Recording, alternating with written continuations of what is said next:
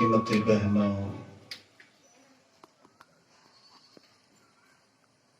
सप्ताह परायण ध्यान एवं संतमत सत्संग का आज छठा दिन, छठे दिन के प्रथम पाली सत्संग में हम लोग उपस्थित हैं।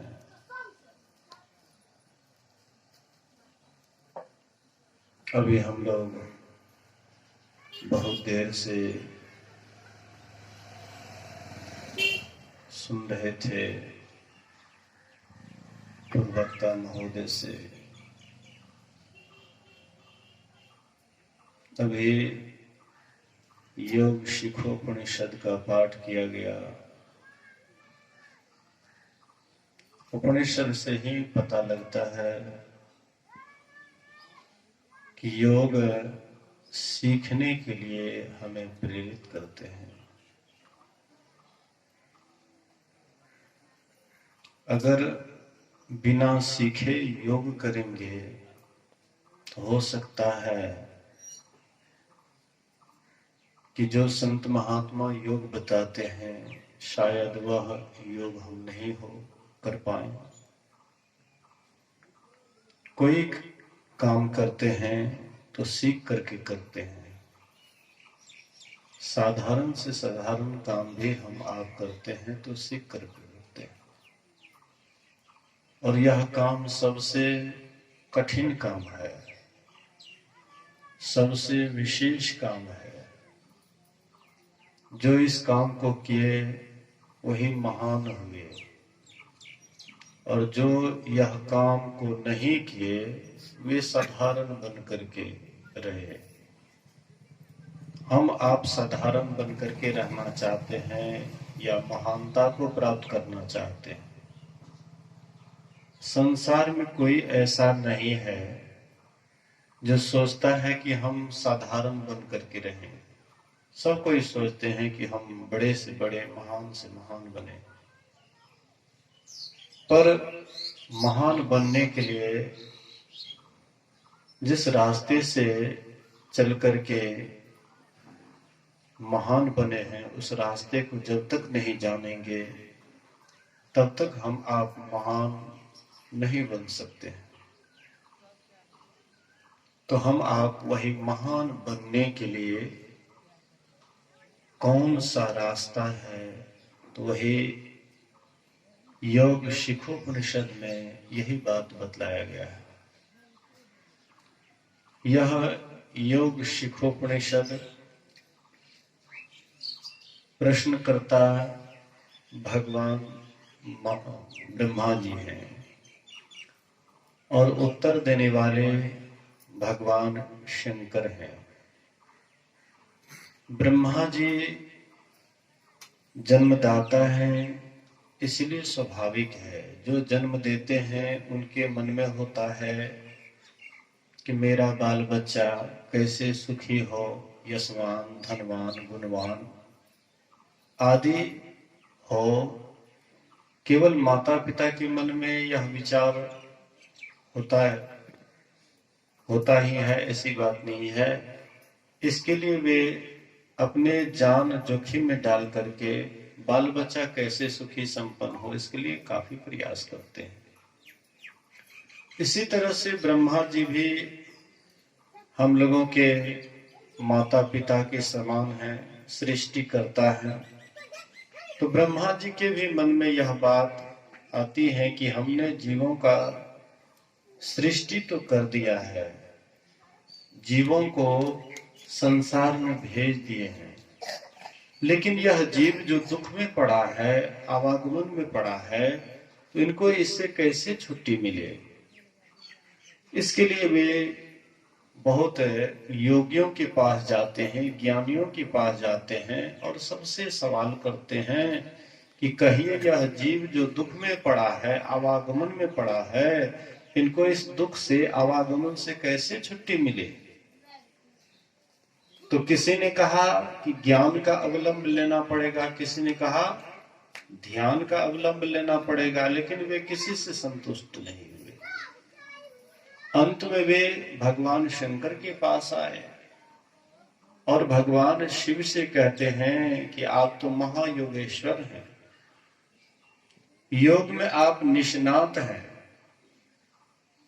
और 2, 4, 5, 10 योग किए होंगे, लेकिन आप तो 1.25 लाख योग किए हैं। योग के आप महान प्रवर्तक हैं, इसलिए आप ही बताइए कि यह जीव जो दुख में पड़ा है, कष्ट में पड़ा है, इनको इस दुख से, कष्ट से कैसे छुट्टी मिले।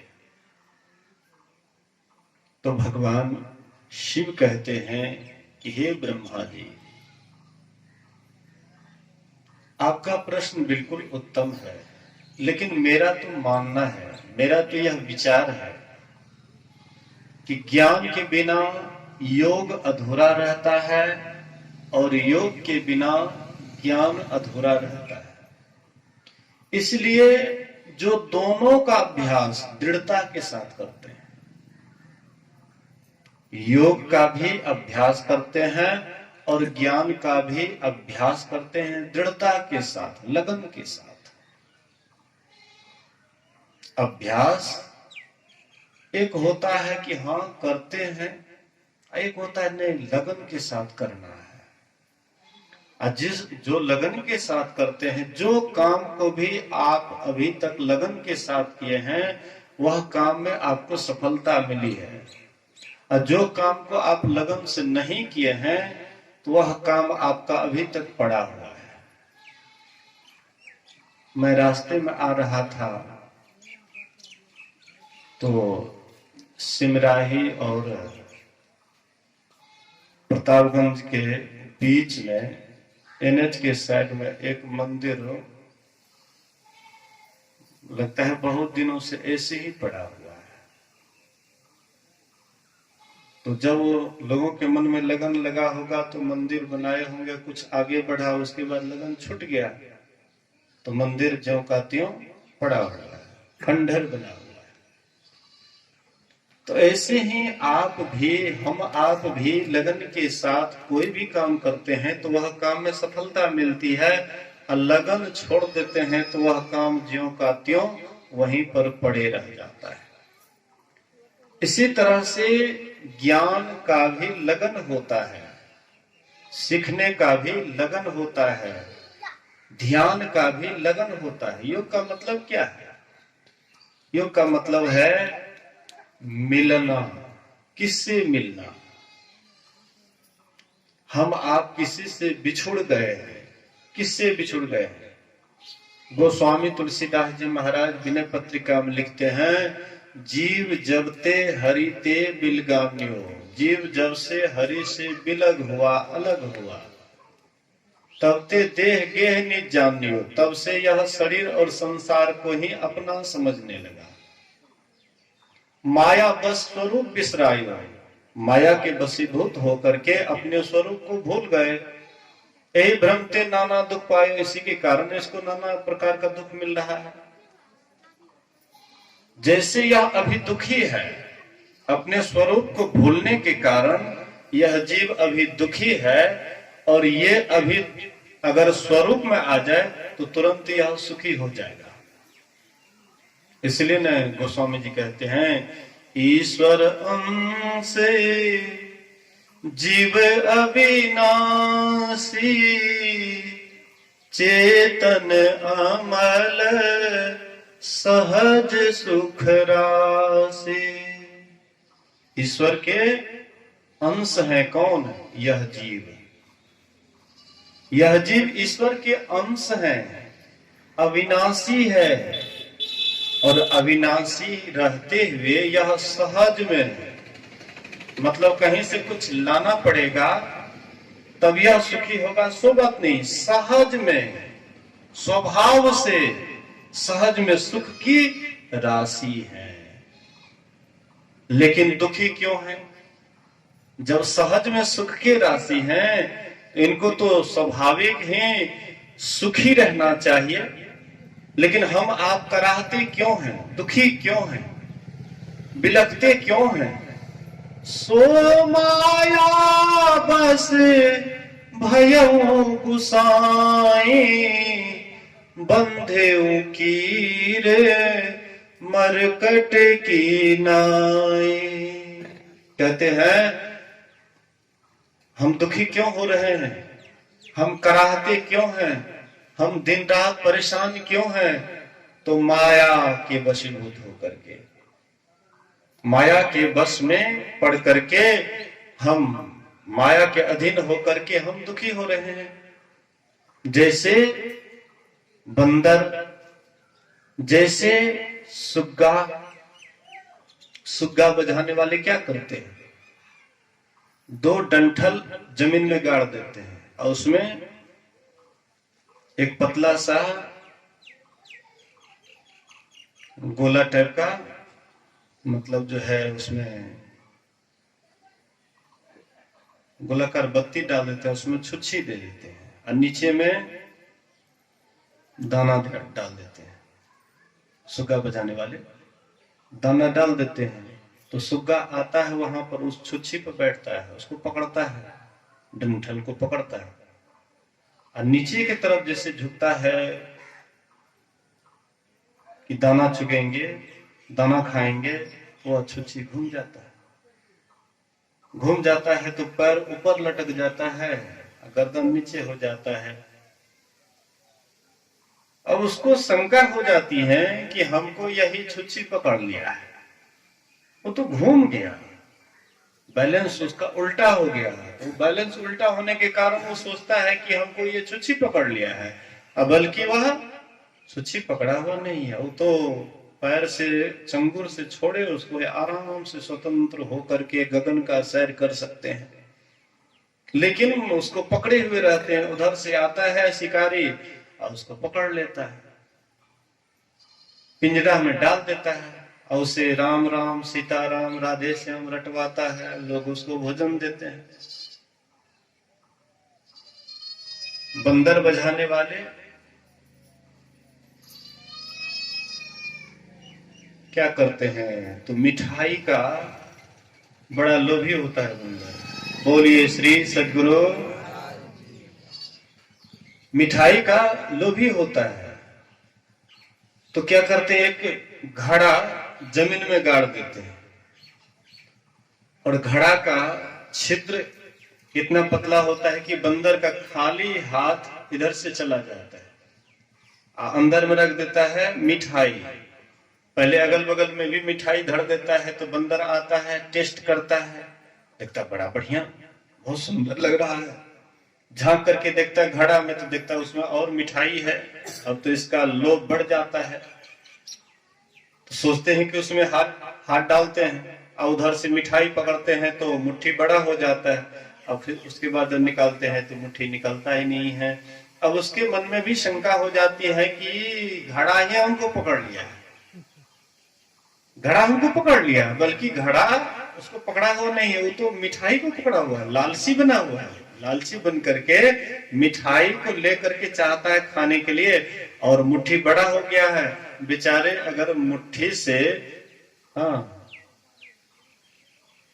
मिठाई को छोड़ दे तो फिर काहे के लिए मतलब जो है वो मदारी के फेरे में पड़ेंगे, काहे के लिए मदारी का गुलाम बनेंगे, काहे के लिए गांव गांव मांगेंगे फिरेंगे, हर गांव मांगते हैं लेकिन बेचारे को कुछ हाथ नहीं लगता है, हाथ पसारते दूसरे के सामने में, दूसरे आदमी दो चार पैसा कुछ रुपया देते हैं, सब मदारी अपना ले लेता है रुपया, फिर बेचारा भिखमंगा का भिखमंगे रह जाता है।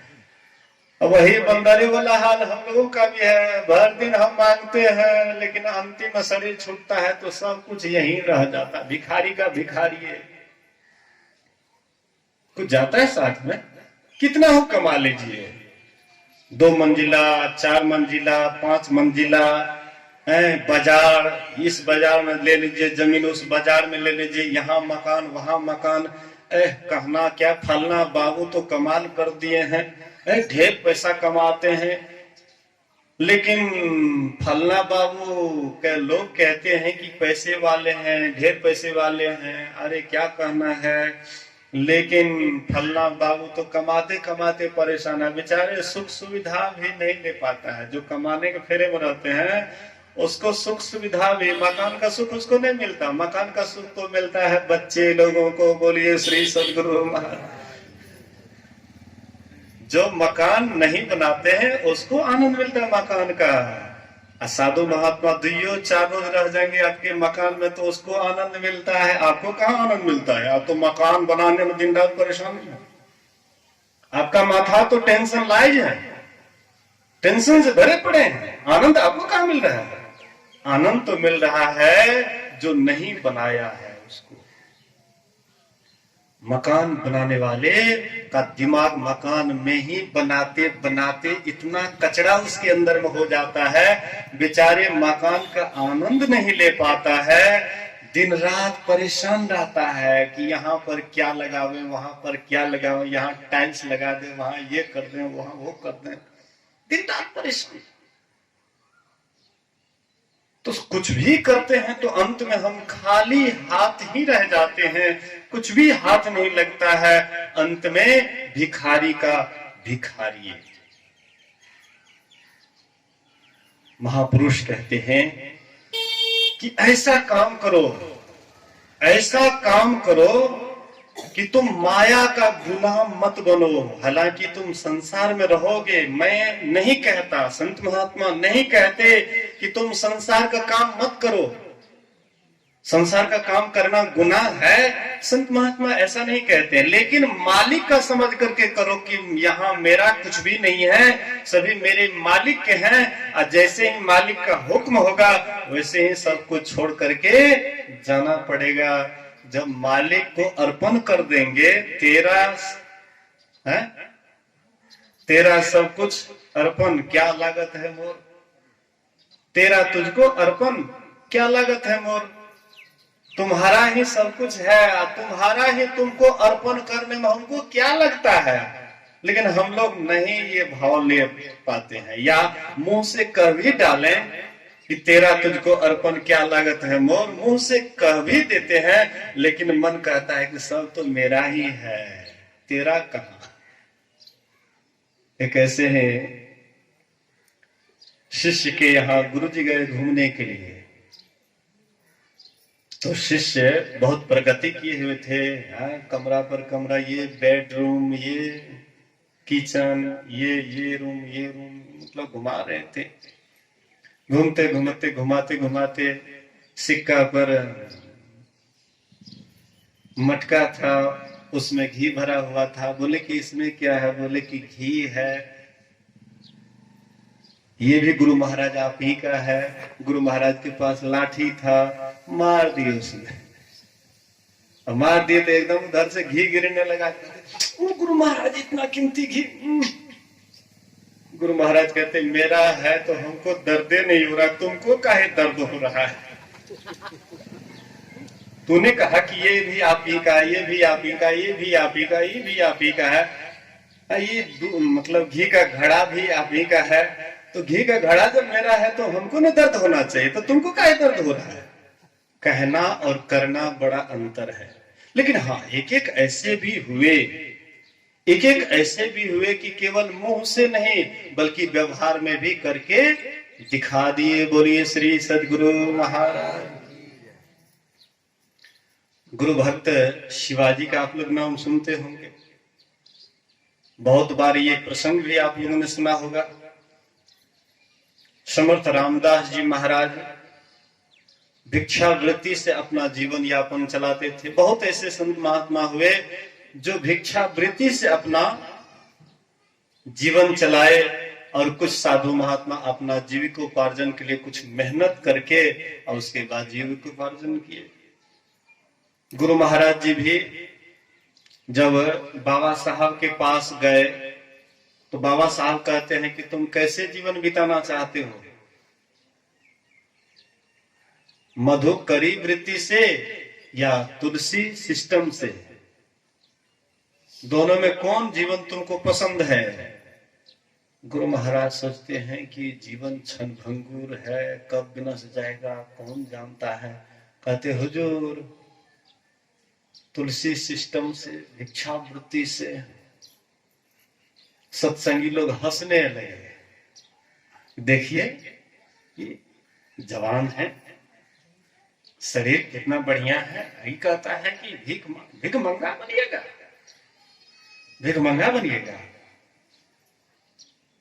किसी ने कहा कि भीख मांग करके लाएंगे तो इसका भिक्षा हम फेंक देंगे।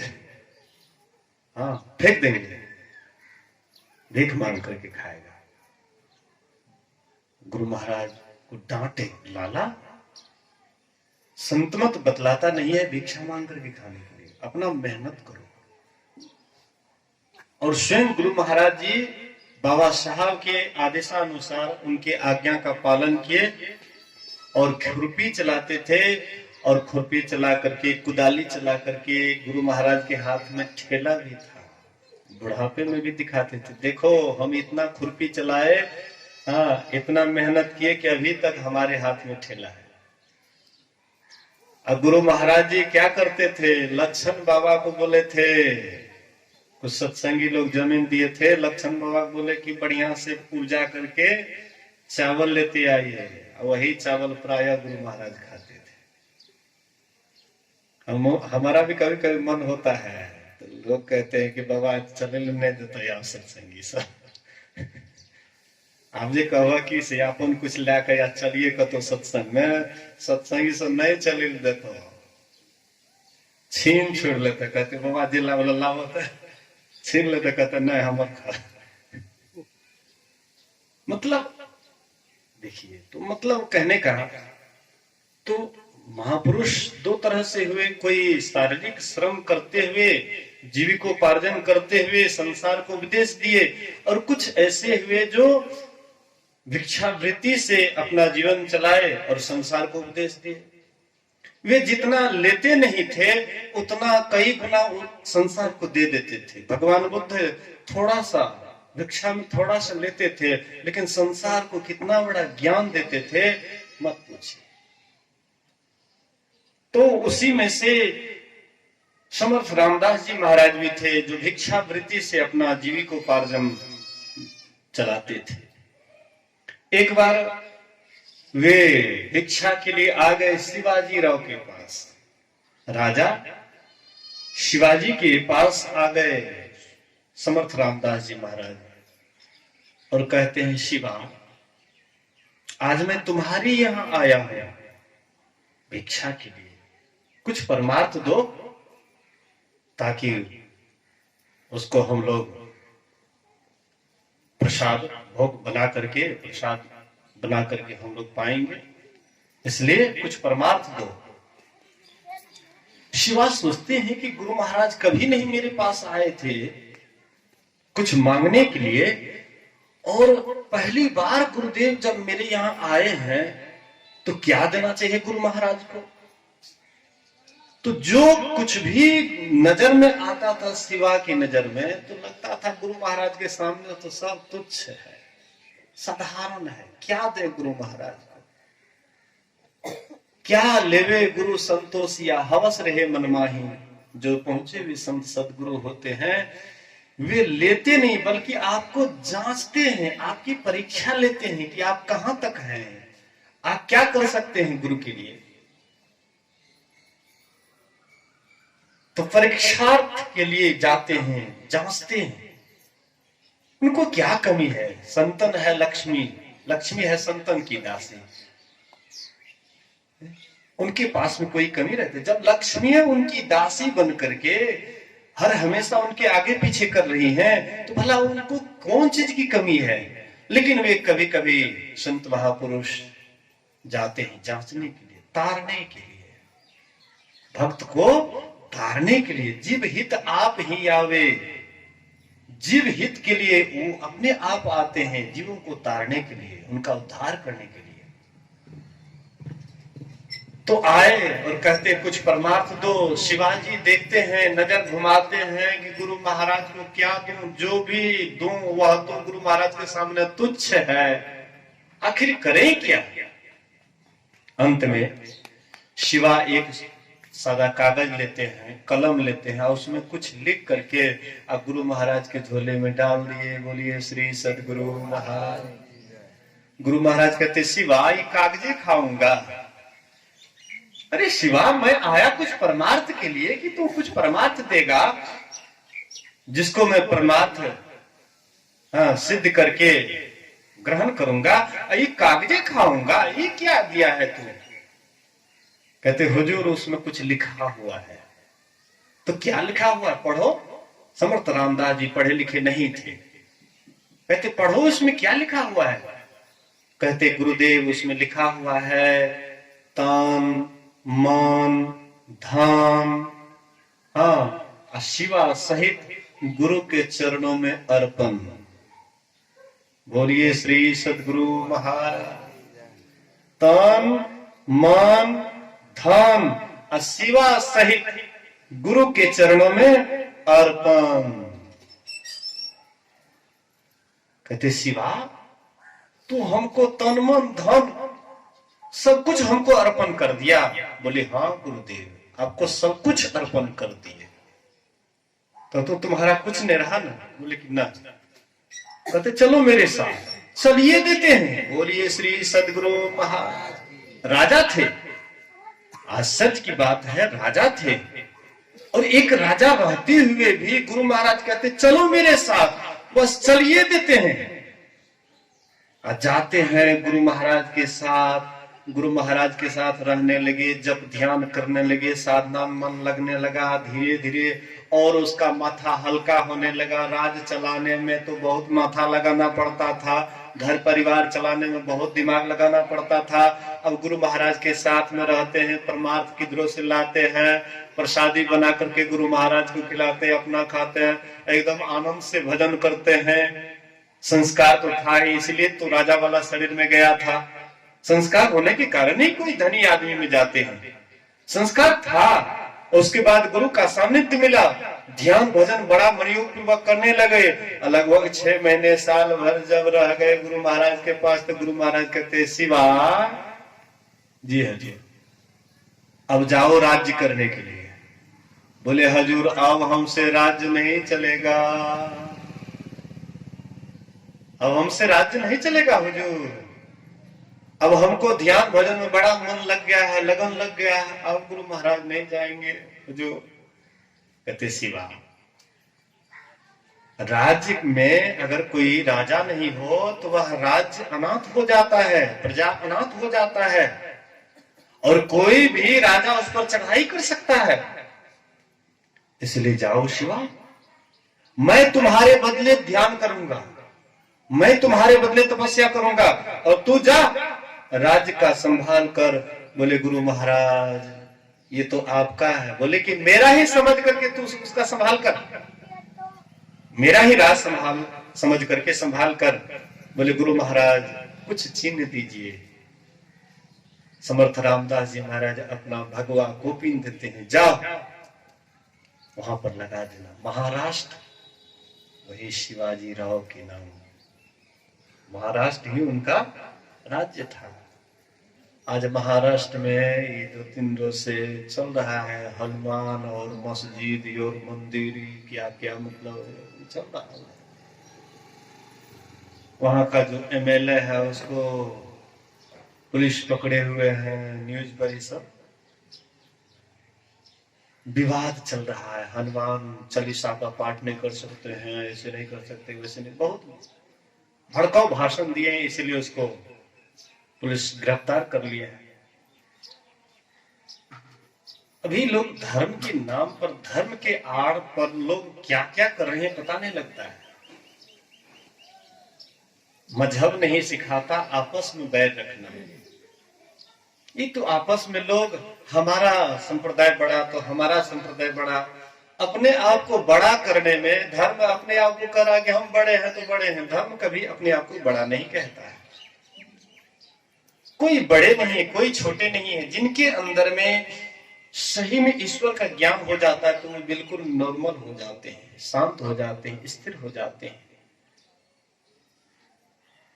तो वही महाराष्ट्र शिवाजी राव शिवाजी राव सब कुछ गुरु के चरणों में अर्पण कर देते हैं। तो कुछ ऐसे भी होते हैं गुरु भक्त जो बोलते हैं तो जीवन में उस बात को उतार लेते हैं, लेकिन हम आप अक्सर मुंह से तो बोलते हैं लेकिन व्यवहार में नहीं उतार पाते हैं।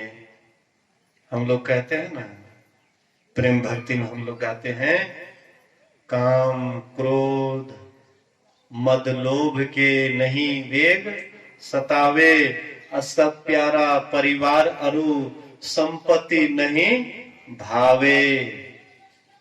ऐसे ही एक धनी मनी सेठानी थी, सत्संग से जुड़ी हुई थी, और जब सब कोई यह प्रेम भक्ति गाते थे वो भी गाती थी, और जब यहाँ आती थी काम क्रोध मद लोभ के नहीं वेग सतावे, इतना तक तो गा लेती थी। और उसके बाद जब निचला पंक्ति आता था, सब प्यारा परिवार अरु संपत्ति नहीं भावे, उसमें वह चुप हो जाती थी। बोलिए श्री सद्गुरु। ये पंक्ति में चुप हो जाती तो महात्मा जी आंक लिए कि सेठानी सब कुछ तो गाती है, लेकिन इसमें ये क्यों चुप हो जाती है? तो महात्मा जी बोले कि सेठानी जी सब कुछ तो आप गाती, लेकिन इसमें क्यों चुप हो जाती है? कहते बाबा सब प्यारा परिवारे नहीं लागते, या संपत्ति न भयते, संपत्ति नहीं निकलाते, कथी लेते सत्संग ध्यान करे छिए, सत्संग ध्यान कथी ले करे छिए, एते जब ये सब निके न लागते। देखिए अपना अपना विचार होता है। संत महात्मा कहते हैं कि मन से उसको अपने अंदर में मत लाओ, सबका लालन पालन करो, सबका देखरेख करो, संपत्ति को देखरेख करो। संपत्ति का देखरेख नहीं करोगे सो बात नहीं है। शिवाजी राव भी राज्य का देखरेख करते थे, लेकिन राज्य का देखरेख करते हुए ऐसा मत समझो कि मेरा है। हालांकि गुरु को अर्पण करने में गुरु आपसे कुछ लेता नहीं है, बल्कि आपका ही दिमाग हल्का होता है, आपका ही माथा हल्का होता है। जो गुरु के चरणों में अर्पण कर देते हैं उसी को हल्कापन बुझाता है, और जो सब कुछ अपना समझ करके करते हैं तो वो और बंधन में पड़ते हैं। तप से राज्य और राज्य से पतन।